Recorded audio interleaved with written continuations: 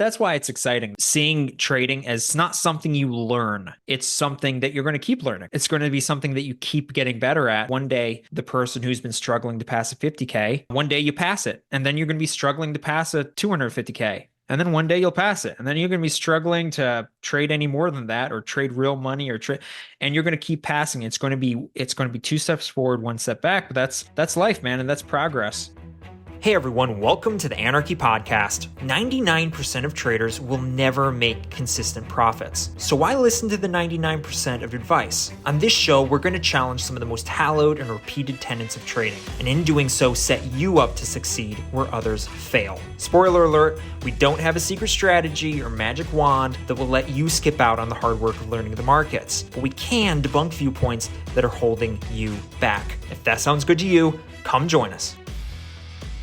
Hello and welcome to the Anarchy Day Trading Podcast. I am here, Levi, and I'm here with Jordan. Finally, Jordan has been a little gone from the podcast for a little bit while, moving around the world, and finally coming back to roost at the good old U.S. of A.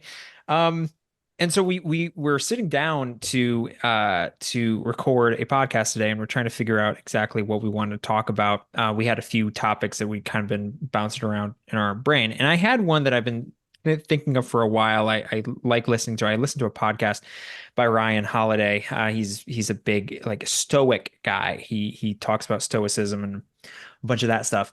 And I listened to a podcast a while before by Craig Rochelle talking about caring too much, and I thought it was really, really relevant to day trading because there's a really weird connection and kind of a tension between caring too much and caring too little, and having a passion for day trading, but also having a sort of stoicism and not caring about each individual trade. And I thought that'd be really interesting to talk about. Jordan, how you doing? My word, Levi, that was the longest intro ever, but Yeah. thanks for that intro. Yeah, no, I am doing well and glad to be in the good old US of A, living in Colorado. Now, of course, going from living on the beach to living in Colorado, the elevation has been killing me. And we showed up 2 days later. My parents decided, and when I say my parents, our parents decided to take us up to take me and the wife and the kids up to 12,000 feet. And my word, I was driving and I was seeing double, and my sinuses were killing me, and I had a pounding headache, and it was crazy. But so glad to be back in the US of A.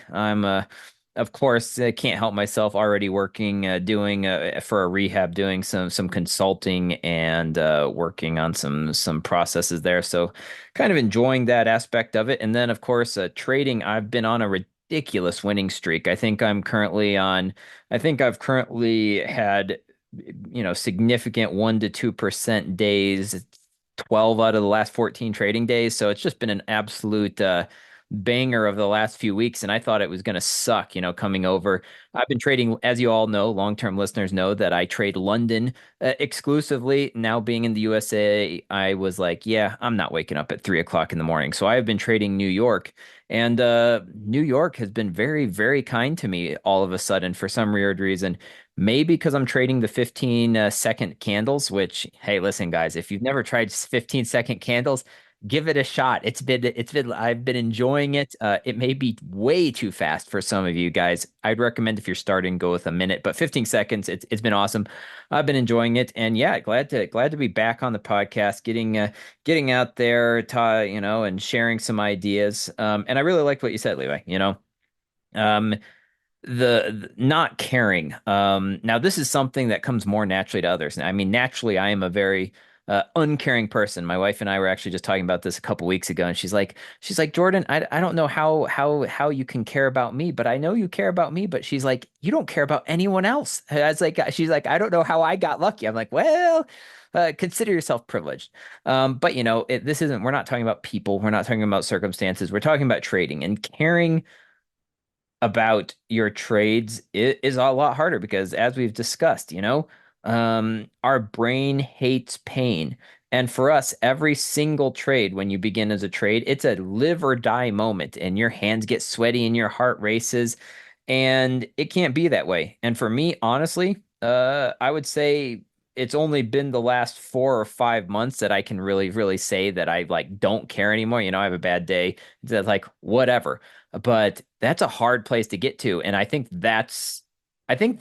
honestly, I think that's the biggest difference between profitable traders and I'm gonna go on a limb, profitable traders and not. The ones who don't care are the ones who become profitable. But it's such a hard thing to actually master. Yeah, and I think you hit a nail on the head. I was going to ask like how like one of the best ways to achieve that, right? Like it's easy to say, "Hey, don't care about your trades, individual trades," right? But it's really hard to get there. So I was going to ask like how do you get there? What's the trick? And I think you kind of already hit the nail on the head there, which is it's just doing it a lot and practicing. Now, you have to practice correctly because just doing it a lot doesn't necessarily, there are people who trade for years, but Yeah, I was gonna say, they're I mean, you could still, trade for 15 years and never get better at it. yeah, yeah, because you're still caring about each individual trade. Part of this comes from thinking it's your strategy. And that's actually one problem with thinking your success comes from a strategy, because then you actually if you get a trade wrong, you take it personally, right? Oh no, my strategy was wrong. Oh no, I messed up. Oh no, right?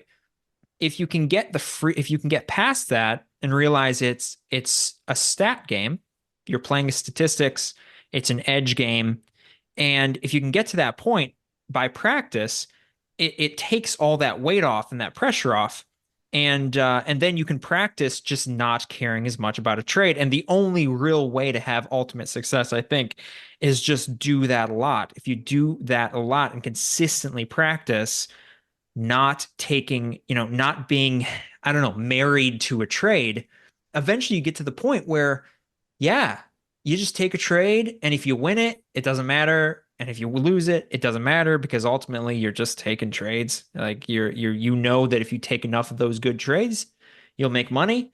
You're going to lose some of them. And that's a damn superpower.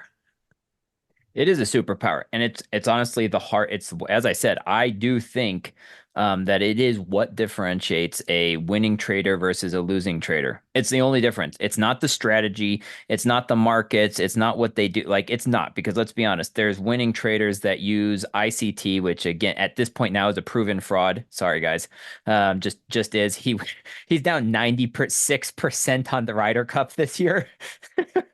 Uh, so, anyways, his algorithm must have changed on him, AI. But I digress. But it's not your strategy.